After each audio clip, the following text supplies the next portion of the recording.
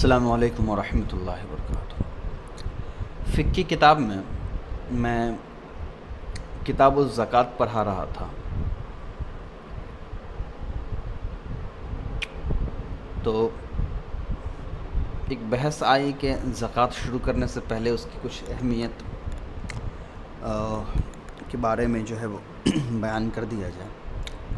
तो मैंने उसके लिए अलग से ये वीडियो बना दिया है, जो फ़िक़्ह की किताब से अलग हट करके सिर्फ ज़कात के मुतालिक कुछ बातें जो है वो बयान इसमें की जाएंगी। ज़कात के मसाइल नहीं बल्कि ज़कात की जो अहमियत है उसको बयान किया जाएगा।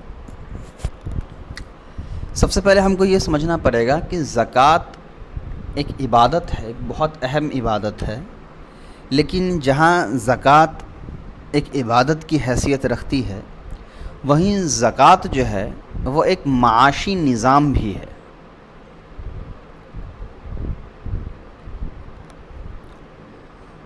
ज़कात जो है वो एक माशी निज़ाम है।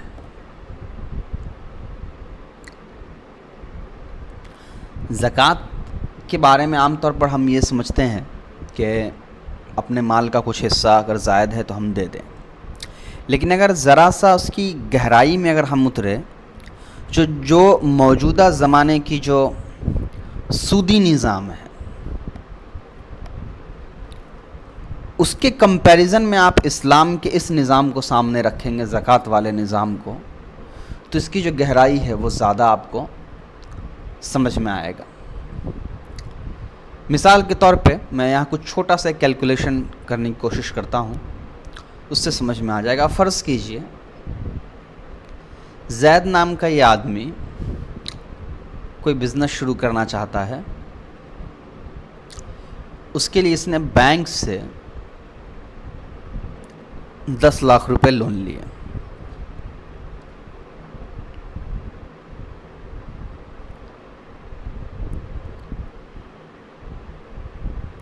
$10 लाख रुपए लोन लिए। इस बैंक ने उस ज़ैद को या इस आदमी को जो रकम अदा की है 10 लाख रुपए, उसने 15% के हिसाब से 5 साल के लिए ये लोन उसको दिया है इसको। तो 10 लाख का 15% तकरीबन जो है वो 4,20,000 से 35 लाख जाता है। मैं अप्रॉक्स बता रहा हूँ, मैंने कोई कैलकुलेशन अभी नहीं किया है इसका। तो तकरीबन 4-4.5 लाख जो है वो रुपए जाते हैं। टोटल जो 10 लाख के अलावा, यानी जब बैंक को ये लोन वापस करेंगे 5 साल के अंदर ये ज़ैद, तो तकरीबन 14 से 15 लाख रुपए इसको पूरे वापस करने पड़ेंगे बैंक को। साथ में जो बैंक के दूसरे हिडन चार्जेस होते हैं, प्रोसेसिंग फ़ीस वगैरह, बहुत सारी चीज़ें उसमें आ जाती हैं, वो सारी चीज़ें जोड़ ले तो वही 14-15 लाख रुपए तकरीबन 14 लाख रुपए तकरीबन आ जाते हैं। तो ये तकरीबन 4-4.5 लाख रुपए ये एक्स्ट्रा लग गए। अब आप फ़र्ज़ करिए ये ज़ैद जो है 10 लाख रुपए लेकर के ये बिज़नेस शुरू कर रहा है। मान लिया कि ये मिठाई का ही दुकान खोल रहा है, तो ज़ैद की जो पूरी लागत है वो पूरी ये है, सिर्फ 10,000 नहीं है, बल्कि ये जो पूरा 14 से 15 लाख रुपए ये पूरा ये बैंक को दे रहा है ना, ये ज़ैद की लागत है। ज़ैद ने इतना पैसा सिर्फ बैंक को दिया है। उसके अलावा ज़ैद के बिज़नेस में जो सामान आएगा, जो लोग काम करने वाले लोग होंगे, अगर उन सब चीज़ों को भी छोड़ देंगे, सिर्फ बैंक का चूँकि सूदी निज़ाम देखना है, तो आप फ़र्ज़ करिए कि ये जो ज़ैद एक्स्ट्रा 10 लाख के अलावा जो ये एक्स्ट्रा 4.5 लाख रुपए तकरीबन पे कर रहा है बैंक को, इसकी भरपाई वो कहाँ से करेगा? इसी बिज़नेस से करेगा। तो वो क्या करेगा? इस बिज़नेस से भरपाई कैसे कर सकता है? मान लिया कि जो मिठाई 5 रुपये में बेचनी चाहिए थी, अगर ये सूद नहीं लगता, सिर्फ 10 लाख रुपए उसको देने होते, तो अब चूँकि उसको हर महीने EMI देने पड़ रहे हैं बैंक को, तो उसके लिए वो क्या करेगा कि ये 4.5 लाख रुपए निकालने के लिए वो इस 5 रुपये वाली मिठाई की कीमत वो 7 से 10 रुपये करेगा। हर मिठाई की वो कीमत वैसे ही बढ़ाता जाएगा, ताकि उसको जो एक्स्ट्रा ये 4-4.5 लाख रुपए बैंक को देने पड़ रहे हैं वो उसको अपने जेब से ना देना पड़े, घर से ना देना पड़े, बल्कि उस बिज़नेस से देना पड़े। तो इनडायरेक्टली क्या हुआ, इनडायरेक्टली बैंक ने महंगाई बढ़ाने में साथ दे दिया। अब जैद जो महंगाई यहाँ बढ़ा रहा है, महंगा करके सामान बेच रहा है, वो बैंक के इस इंटरेस्ट की वजह से। ठीक है, ये हमारा मौजूदा निज़ाम है दुनिया का। तो महंगाई सूद की वजह से बढ़ती है। डिमांड एंड सप्लाई का एक इम्बैलेंस होता है, आदमी मांग को खपत बहुत ज़्यादा होती है, उसकी पूर्ति कम होती है, तो वो एक अलग चीज़ है। लेकिन यहाँ जो अभी दाम बढ़ा रहा है जैद अपने सामान मिठाई पर, उसकी पूरी जो वजह है वो सिर्फ यही है कि वो इस एक्स्ट्रा जो पैसे जो है 4.5 लाख रुपए वो बैंक को देना है, उसकी वजह से ये बढ़ा रहा है। पहली बात। अब आप आइए इस्लामी निज़ाम पर। इस्लामी निज़ाम में क्या होता है, ये ज़कात वाला जो निज़ाम होता है उसमें आप देखिए क्या होता है। अच्छा, एक चीज़ और देख लीजिए इसी में छोटा सा, ये बैंक जो जैद को 10 लाख रुपए दे रहा है,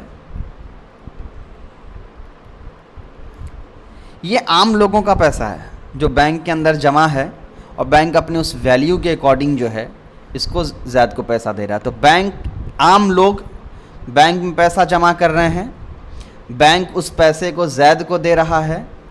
जैद क्या कर रहा है, आम आदमी से कीमत बढ़ा करके वही सामान बेच रहा है, और फिर वो पैसा लेकर के बैंक को दे रहा है। तो बैंक आम आदमी के पैसे का यूज़ करती है, इनको देती है। हाँ, एक फ़ायदा है, चलो इनका बिज़नेस बन गया, लेकिन आम आदमी का पैसा लेकर के बिज़नेस करती है, और उस सूद की वजह से आम आदमी को दोनों तरफ वही करना पड़ता है। यानी उसने पहले बैंक को पैसा दिया, बैंक ने उसी आम आदमी के पैसे का इस्तेमाल करके बिज़नेस शुरू किया, और आम आदमी वापस अपने ही पैसे के ज़रिए जो बिज़नेस शुरू हुआ है उसको वो बड़े थोड़े महंगाई दाम में सामान खरीद करके वापस कर रहा है। तो दोनों तरह से आप देखिएगा, तो विक्टिम जो होता है ना, वो आम आदमी, जो कॉमन आदमी है, जो बिजनेसमैन नहीं है वो, और जो बिजनेसमैन है वो बनता है एक तरह से।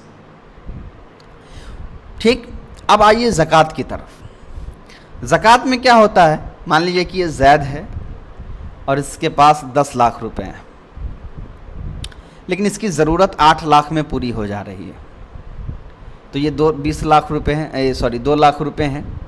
तो इसको ये समझाया जाता है कि अपने इस माल का जो कुछ हिस्सा है वो गरीबों में दे दिया करो, आम आदमियों को दे दिया करो, और इस तरह दे दिया करो कि इससे वापस कभी लेना ही नहीं है।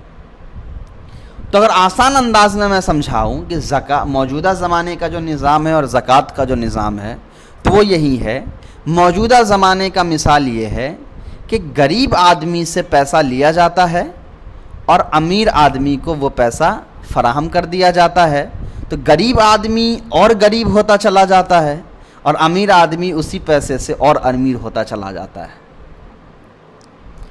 ज़कात का निज़ाम ये है कि जो अमीर है उसका पैसा गरीब को दे दिया जाता है, ताकि अमीर भी बैलेंस होता रहे और गरीब जो है वो भी धीरे धीरे बैलेंस होकर के ऊपर चढ़ता रहे। तो ये फ़र्क है इस्लामी माशी निज़ाम में और मौजूदा माशी निज़ाम में, कि जहाँ ये जो इस्लामी माशी निज़ाम है वो ये है कि अमीरों का पैसा लेकर के बग़ैर किसी सूद के, बग़ैर किसी भी हेर फेर के गरीबों को दे दिया जाए, ताकि गरीब अच्छी ज़िंदगी बसर कर सके। और मौजूदा यहाँ माशी निज़ाम ऐसा है कि गरीबों का पैसा लेकर बिज़नेस किया जाता है, फिर उसी बिज़नेस के ज़रिए गरीबों पर महंगाई थोपी जाती है। तो इस ज़माने में ये होता है कि जो गरीब है वो और ज़्यादा पीछे चलते जाता है। इसलिए हज़ारों लोग कर्ज़ की वजह से सुसाइड कर लेते हैं, चुका नहीं पाते हैं, तो घर, ज़मीन और न जाने क्या क्या चीज़ें गिरवी जो हैं वो रखी जाती हैं। तो ज़कात के इस निज़ाम को समझेंगे तब जाके ज़कात की असल हकीकत और अहमियत हमको समझ में आएगी, कि ज़कात के मुतालिक जो मसाइल बयान किए जाते हैं कि कितना देना है, कब देना है, कहाँ देना है, ज़्यादा से ज़्यादा देना है, किन को देना है, ये सारी चीज़ें फिर हमको क्रिस्टल क्लियर समझ में आने लगती। उम्मीद है कि मैं अपने इन दोनों सिस्टम को समझा होगा। तो इस ज़कात सिर्फ एक जो है मतलब समझ लीजिए कि बस देने का नाम नहीं है, बल्कि एक सूदी और एक गैर सूदी जो बिज़नेस मॉड्यूल है और जो पूरा माशी निज़ाम है, जो इकोनॉमिक सिस्टम है, उसको डिफ़ाइन करता है। अहल्लल्लाहुल बैअ व हर्रमर रिबा वाली जो पूरी आयत है वो।